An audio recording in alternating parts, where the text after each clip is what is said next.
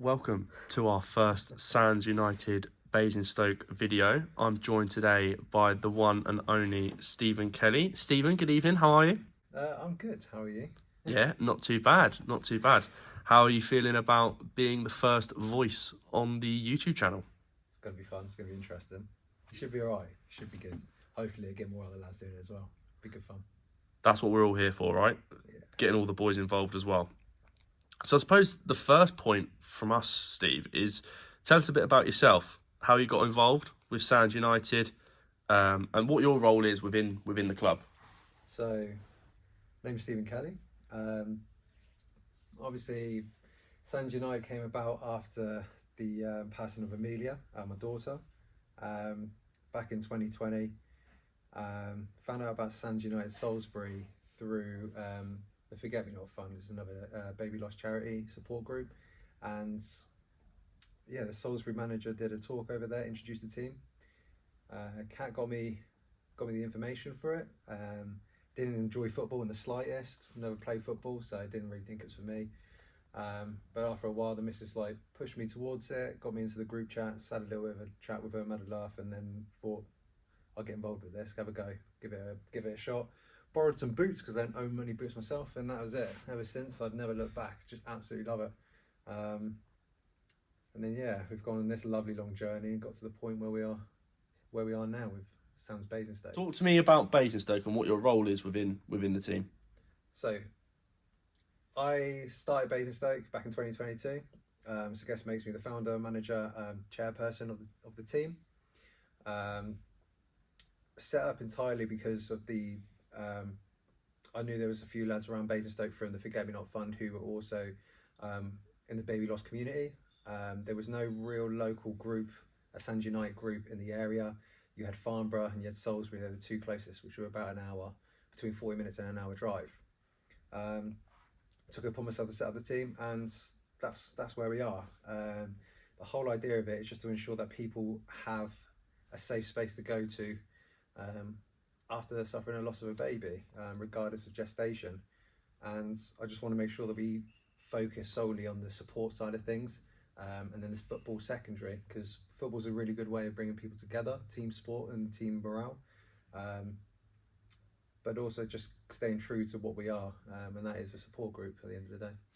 No, that's brilliant. And you mentioned the support there that the fathers get when they join the team. So how would whether it be a recently bereaved father or a father that's gone through a bereavement sort of more historically, how would they go about joining the team? So many ways. So you can either get involved by just messaging us on any of the socials. So we've got the Instagram, we've got the Facebook page, we've also got the email address that anyone can just reach out and speak to. We are found on the Sands United webpage as well, so you can find out how you can get involved through that website, and we are linked on there. Simply messaging in, send us an email, say you're interested. Few questions just to make sure we are right for you, whether because of the distance, whether you're in the local area, how you've been affected by baby loss and whatnot.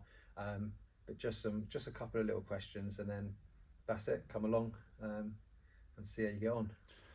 Perfect. I know we've had it before for people that have joined that have been a bit concerned about their footballing ability and the fact that you mentioned yourself you haven't actually played football before until joining Sands United. So do you have to be good at football in order to join the team? So what's your sort of thoughts on that? No, not at all. I think I'm a walking example that you don't have to be good at football to be part of it.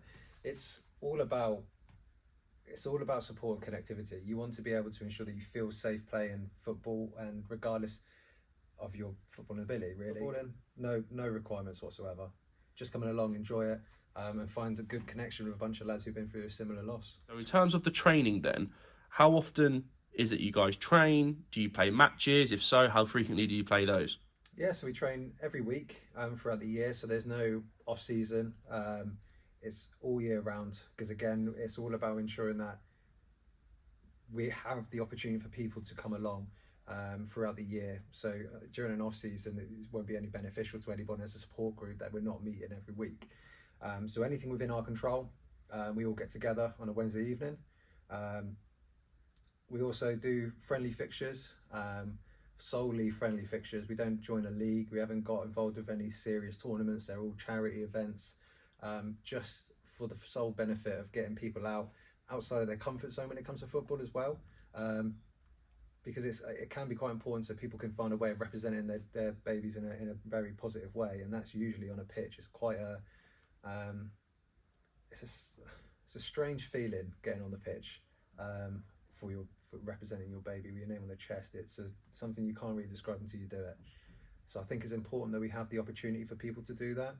Um, so yeah, regularly we try and do once a month, but every now and then we get 2 a month, depending on the opposition and availability.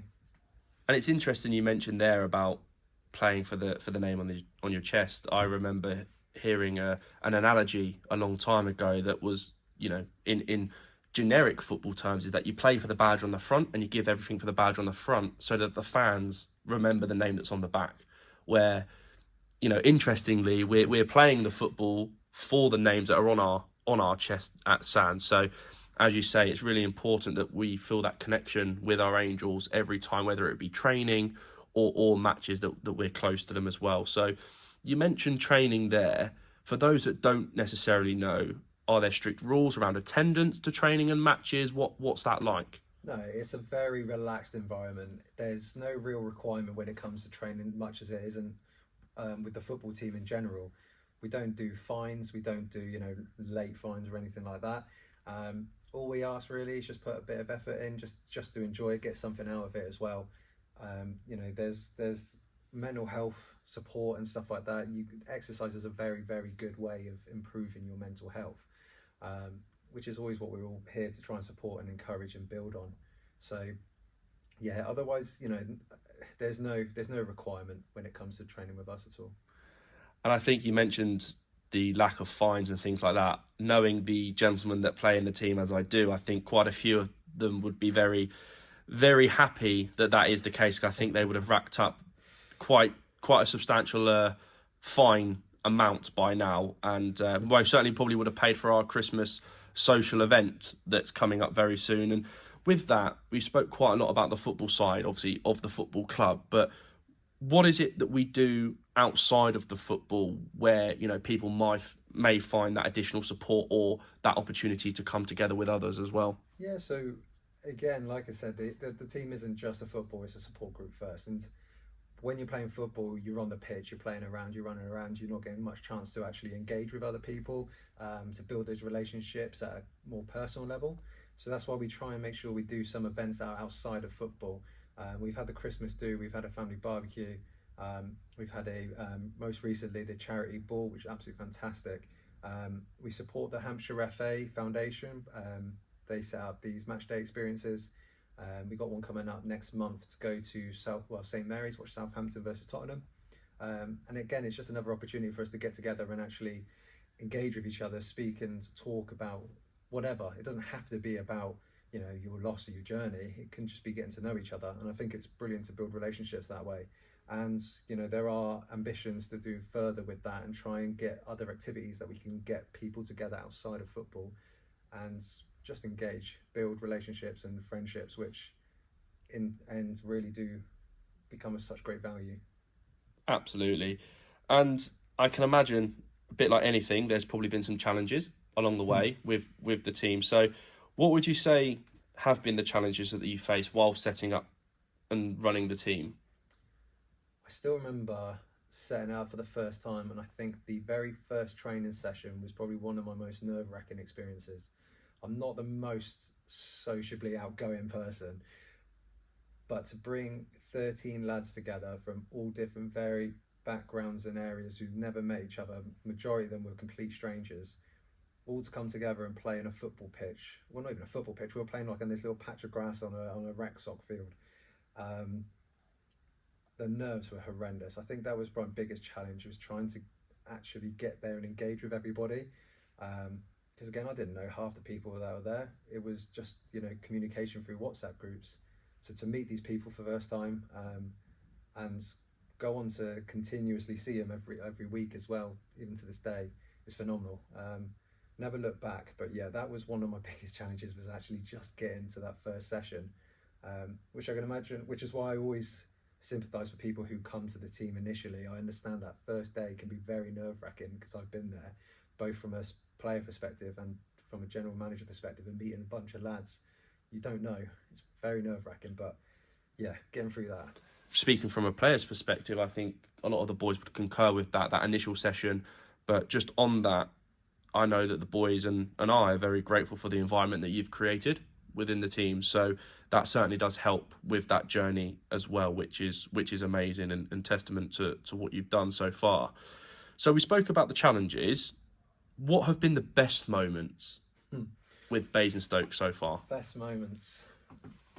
Sure, without sounding really strange about it, there's been quite a fair amount of them. We've had, I think, one of the most satisfying feelings that I've got, like a moment that gave me that real feeling of like I'm doing something really great here, is just the general feel of the place. It sounds strange, like just the atmosphere you feel around some of the lads. You can hear the laugh and the joking around with each other, the catching up, and just the general togetherness. I think like most people would love to say your first win or your first goal or your first tackle, but I think for me it's generally the atmosphere that people have been creating around the area. They're my moments. When you stand around, you kind of look around and see all these lads who have gone through quite a terrible situation, but they can all come together and bring something positive about it. I think that's that's the warm feeling, and I think that's one of my highlights. That and giving the lads the kits. Love giving the lads the kits. Yeah, so just talk to me a bit more about the kit. So let's just say a new person is joining. So what kit is there? How are they, representing their Angel and Sands at the same time when they join the team? Yeah, so the kits are bespoke. They're all made for Sands United through Macron, and they're the way we do it. You can have any number you like. As you said, there's no league format, so we don't have to worry about 1 to 11. You can have anything from 0 to 99, and one of the key things that we have on there is that you can have whatever name you want under your badge. So you can, however you represent your Angel is how you can have them written underneath the badge. And again, this is however people would like to do it. As if some people are fortunate enough to be able to give their babies a name, you have their name on there. If not, baby surname, or the other way we do it for early miscarriages as well, they have a star. Whichever way that they feel comfortable being able to represent their child is how we want to encourage that and allow them to have that opportunity. And again, the number as well can also mean a lot to people, because that could be date of birth, 1 to 31, you've got years, you can add them all up as well. So people do different things. There was one lad who done a really lovely touch and gave the weight of their baby when they were born. So there's different ways you can do it to represent, and that makes that shirt very special to you and your family, and especially brings that better connection for you and your baby, which unfortunately for the team, we've lost the opportunity. So to give something back to them, to allow them to have that moment, is something special. No, absolutely, and quite a poignant point there. And I'm glad that you touched on goals, because those that are watching this or will come to watch this as we go through the time will start to see that goals aren't necessarily in your repertoire, Steve. So I'm glad, as I say, I'm glad that you brought it up, but obviously wasn't able to pick that as a highlight for yourself. If there was one for misses, maybe you could be up there, but I won't overlay the penalty on this video because I'm feeling generous today. What are the plans for Sands United FC Basingstoke, and where do we go from here? Great question. For me, I just want to see the continued growth of the team. We've got a lot of lads who are coming in who bring in something new. Every single lad has brought something positive to his team and bring their own bit of personality and character to it. And that's great, because you see so many different people from all walks of life come together through the same reason, and that is through loss. I guess I would love to see it expand in the sense that we reach out to more in the local community, for more people to see what we do and people understand what we do, because there's so many people who've been affected by baby loss, and if we're able to reach out to more of those people, the better. But that's more from the support side of things. But from the football perspective, I've got loads of goals. got loads of challenges that I wish to try and get to. No, that's really exciting. And just to touch on what you said there about reaching out, I think it's a really important time to mention that we not long ago did a fundraising event at Basingstoke Fire Station, where we did actually off the back of that have another father join the team. Yeah. So I think to your point in what you're saying, this is why getting back out into the community is so important for us as individuals, sharing our stories and again helping others, but again putting the club's name out there so that those people also have somewhere to come and a safe space to join us as well. So we've certainly seen the fruits of the labour from those, and as you say, look forward to continuing those going forward. Well, Steve, that concludes the chat today. Thank you so much for your time, and we look forward to catching up with you again soon. Yeah, thank you very much.